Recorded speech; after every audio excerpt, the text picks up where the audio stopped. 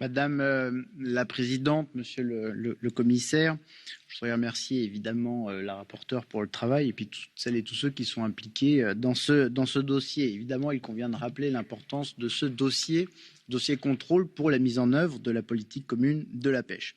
Il était temps de moderniser ce règlement puisque les technologies avancent et ces technologies doivent nous permettre de réaliser un contrôle plus efficace. De nombreux sujets controversés sont apparus dans cette révision. Je ne citerai que les caméras à bord des navires, les estimations de capture avec les marges de tolérance, le contrôle de la puissance des moteurs, la numérisation des contrôles des plus petits navires, etc.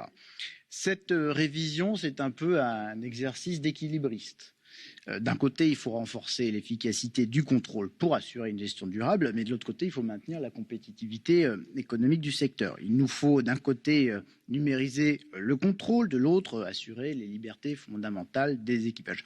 Il nous faut rendre certaines règles plus strictes et de l'autre assurer une certaine flexibilité pour prendre en compte les réalités du terrain. Mais, chers collègues, je crois qu'il y a un élément important qu'il nous faut garder en tête, c'est que sans la pleine compréhension et la pleine adhésion du secteur de la pêche, nous n'arriverons à aucun résultat. Et c'est pour ça que nous avons besoin d'un contrôle pertinent, proportionné et efficace qui a réellement pour but de contrôler. Dans ce débat, j'en appelle évidemment à la modération et non au positionnement de principes qui n'auront pour résultat que de nous dresser les uns les autres.